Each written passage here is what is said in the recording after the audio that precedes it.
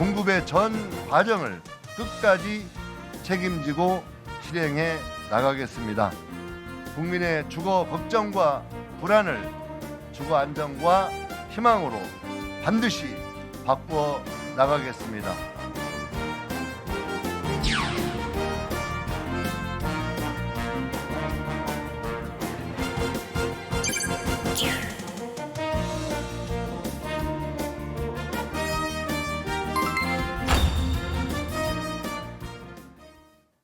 정부가 서울 용산과 경기 과천 등 도심 핵심 입지에 주택 6만 호를 공급하는 방안을 전격 발표했습니다. 방치됐던 공공부지를 활용하고 노후 청사를 복합 개발해서 공급의 속도를 획기적으로 높이겠다는 전략인데요. 자세한 내용 이은형 대한건설정책연구원 연구위원과 함께 이야기 나눠보겠습니다. 위원님 어서 오십시오. 안녕하세요.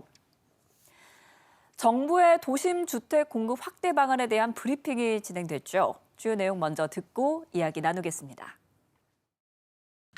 이번 공급 물량은 서울 용산과 태릉, 경기 과천 등의 도심에 위치한 부지나 낡은 청사 등을 활용하여 발굴한 것으로 기존에 계획된 용산 물량을 포함하여 총 6만 호를 공급할 계획입니다. 이는 판교 신도시 2개를 합친 것과 유사한 규모로 특히 청년과 신혼부부 등에 중점적으로 공급하여 청년들이 미래를 꿈꾸고 가정을 꾸릴 수 있는 튼튼한 안식처로 만들어 나갈 것입니다. 아울러 이번 공급 방안은 부지 발굴 초기부터 관계 기관이 합심하여 마련한 만큼 실행력 또한 그 어느 때보다 강력할 것으로 생각하고 있습니다. 불필요한 절차는 과감히 덜어내고 내년부터 착공이 이루어질 수 있도록 속도감 있게 진행해 나가도록 하겠습니다. 네, 부동산 규제와 더불어서 살고 싶은 곳에 공급책을 더 추가해서 부동산을 안정시키겠다라는 대책이죠. 네, 맞습니다. 이번에 발표된 내용은 작년에 이미 나왔던 97 대책을 생각해 볼 수 있습니다. 작년 9월 7일에 발표됐던 이 대책의 내용은 수도권에 135만 호의 주택을 공급하겠다는 내용이고 네. 그걸 위해서 연간 27만 호 정도를 꾸준하게 공급하겠다는 것입니다. 2030년까지 이 모든 계획이 이루어지게 됩니다. 예. 그런 맥락에서 이번에 발표된 유휴부지의 활용과 도심 노후청사의 복합 개발은 6만 호 정도를 담고 있는 내용으로서 전반적으로는 97 대책의 일부 세부적인 내용이 발표되었다라고 평가할 수 있습니다. 네, 말씀하신 것처럼 첫 번째 공급 대책은 지난 97 대책 5년간 수도권에다가 135만 호를 공급하겠다라는 건데 지금 이 공급 대책이 어떻게 추진이 되고 있는지 현황은 어떻습니까? 네, 구체적으로 정부가 추진했던 내용은 작년까지는 해당 과업을 수행하기 위한 제도적인 보완들을 해왔습니다. 네. 그래서 지금 알려진 것으로는 24개 정도의 입법 과제 중에서 현재 4개가 추진이 완료되었고요. 네. 23개였습니다. 나머지 19개가 추진 중에 있습니다.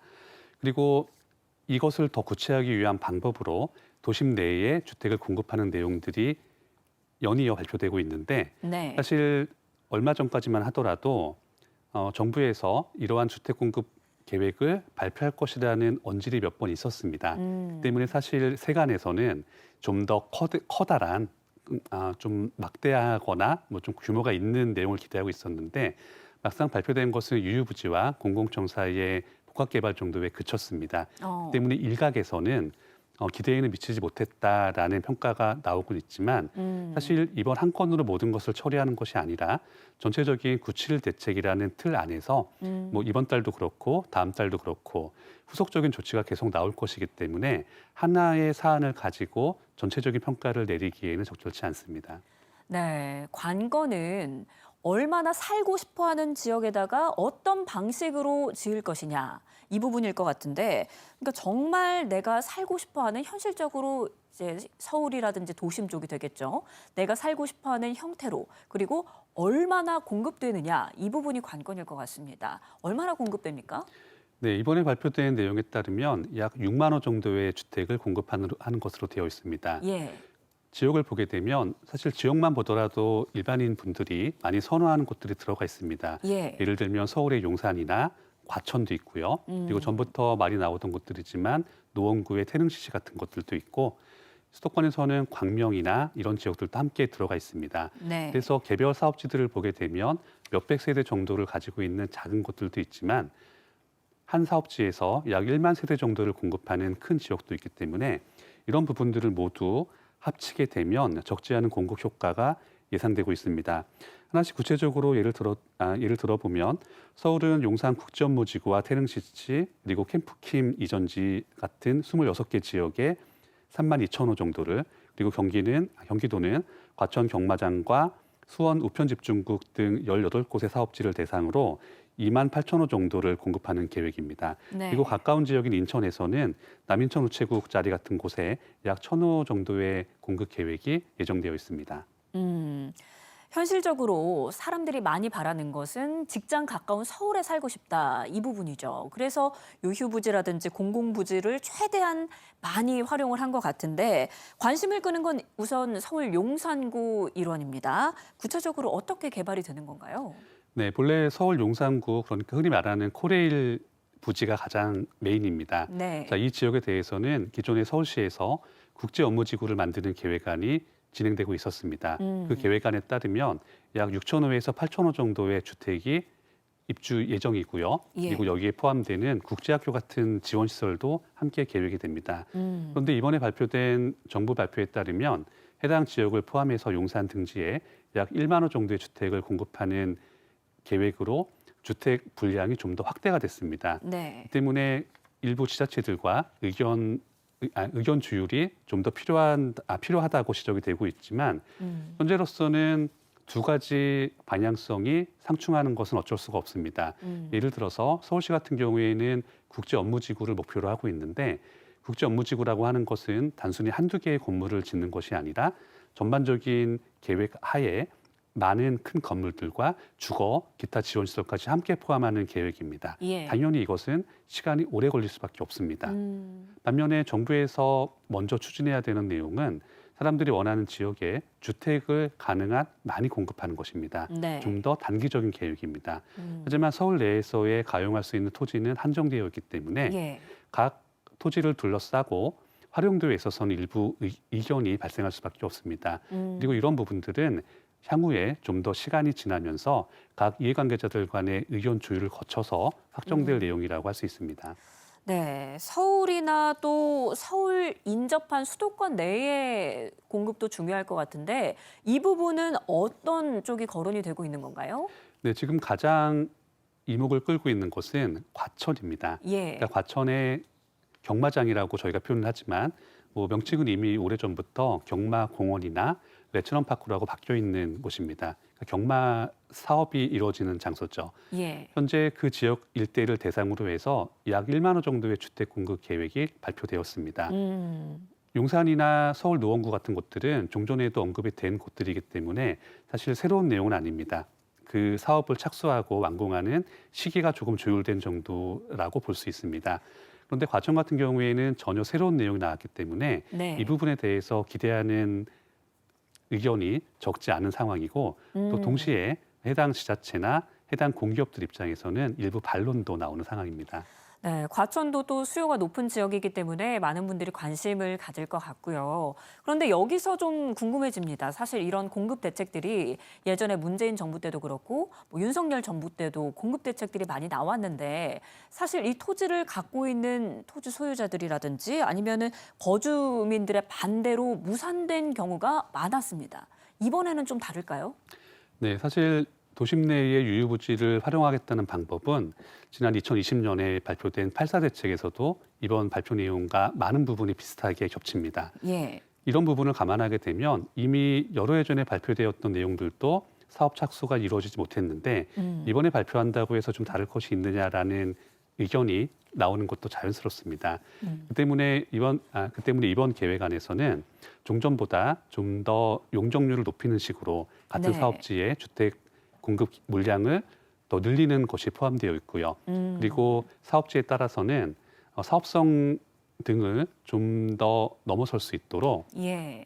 예타라고 하죠. 예비타당성 조사 이런 것들을 면제하는 방안도 함께 반영되어 있습니다. 공공이 좀 주도를 하는 건가요? 현재로서는 그렇게 되어 있습니다. 이번에 활용할 수 있는 토지들 자체가 대부분 유유부지라고 저희가 통칭은 하지만 네.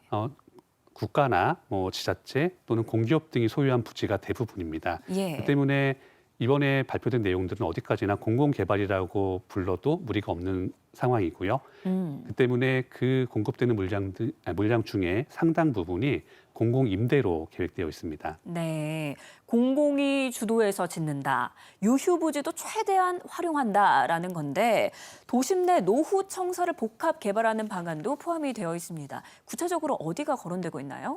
네, 지금 여러 곳들이 거론되고 있습니다. 예. 대표적으로 예를 들게 되면 강남구에 서울의료원 부지가 있습니다. 그러니까 지금은 그쪽 부지가 주차장 같은 걸로 쓰고 있습니다. 네. 그래서 이 넓은 부지를 개발을 해서 미혼 청년들에게 공급되는 주택들을 계획하는 것들이 있고요. 그리고 서울의 주요 역세권 같은 곳에 비즈니스 센터나 뭐 기타 복합 시설들을 함께 만드는 계획안이 발표되어 있습니다. 예. 자, 네, 이런 부분 중에서 사실 사람들이 많이 관심을 갖는 것은 얼마나 좋은 지역에 더 많은 집이 들어가느냐 이런 부분들인데 그래서 그런 측면에서 사업성 등을 따져보게 되면 사실 복합 개발보다는 기존 공공청사를 이전하고 그 자리에 집을 짓는 부분들이 더 관심을 갖고 있습니다. 예를 들면 서울의 강남구청을 이전하고 그 자리에 1,500세대 정도의 주택을 공급하는 계획이 이번에 들어가 있는데 예. 이 부분이 많은 관심을 가지고 있습니다. 그리고 전에 없던 특이한 내용들은 서울 인근에 모 지역에 본래는 군부대가 있는데 네. 이제 이 군부대를 당초의 계획은 이전한 다음에 건물을 짓는 것이었습니다. 그런데 이전 지역이 좀 마땅치 않다 보니까 이번에 계획된 내용에서는 그 해당 부지에서 군부대를 이전하지 않고 고밀 개발로 건물을 지은 다음에 군부대가 일부 사용하고 나머지 일반이 주택으로 사용하는 계획이 함께 들어가 있습니다. 이런 네. 부분은 전에 없던 독특한 내용이라고 평가할 수 있습니다. 내가 원하는 곳에 주택을 짓는다라는 곳에 방점이 찍혀 있는 것 같은데 실제 또 입주를 기다리는 분들이 많이 궁금해할 부분입니다. 언제 후보지가 또 발표가 되고 언제 착공이 이루어지는지 이 부분은 어떻게 계획이 되어 있습니까? 네, 이번에 발표된 계획안을 보게 되면 착공과 입주 시점이 대부분 2028년에서 2028년에서 30년 사이에 집중되어 있습니다. 그런데 일부 사업체 같은 경우에는 계획보다 조금 늦어질 가능성이 적지 않습니다. 네. 저희가 앞서 말씀드렸던 과천 경마장 같은 경우에는 지금 현재 그 위치에서 한국마사회가 오프라인 사업장을 운영하고 있는 상황입니다. 예. 그런데 이러한 오프라인 사업장을 어디로 이전해서 영업을 지속할지에 대한 논의가 아직 이루어지지 않았기 때문에 이런 일부 사업장들에 대해서는 당초 계획된 일정보다 조금 더 착공이나 입주가 지연될 가능성을 배제할 수는 없습니다. 네, 보통 이제 착공이 되면 3개월에서 6개월 안에 분양이 되기 때문에 보통 입주자들이 분양만 받아도 이제 내 집 생겼다라는 그런 안정감이 생기잖아요. 그래서 앞으로 어떻게 시장에 작용할지 이 부분이 관건일 것 같은데 시장이 어떻게 반응하느냐, 이 공급 대책들, 부동산 대책 그리고 부동산 시장에 어떤 영향을 미칠까요? 네, 단기적인 영향과 장기적인 영향으로 좀 나눠서 봐야 될 것 같습니다. 예. 일단 단기적으로는 그렇게 가시적인 효과를 기대하기는 어렵습니다. 왜냐하면 이미 발표된 내용도 2028년과 2030년 사이에 착공과 입주가 주로 계획되어 있습니다. 예. 그렇다면 지금 시점에서는 그렇게 뭐 길다거나 짧다거나 보는 시각에 따라서 의견이 좀 달릴 수가 있습니다. 하지만 이런 것들이 실제 분양 단계로 넘어가게 되면 지금 발표된 곳들이 대부분 좋은 곳들입니다. 그러니까 네. 그 지역에 내 집을 가지면 좋겠다라는 평가를 받을 수 있는 곳들이기 때문에 일단 사업들이 어느 정도 궤도에 오르고 분양이 넘어가게 되면 해당 지역의 시세나 기타 시장 수요에 미치는 안정적인 효과도 그에 비례해서 커질 것으로 볼 수 있습니다.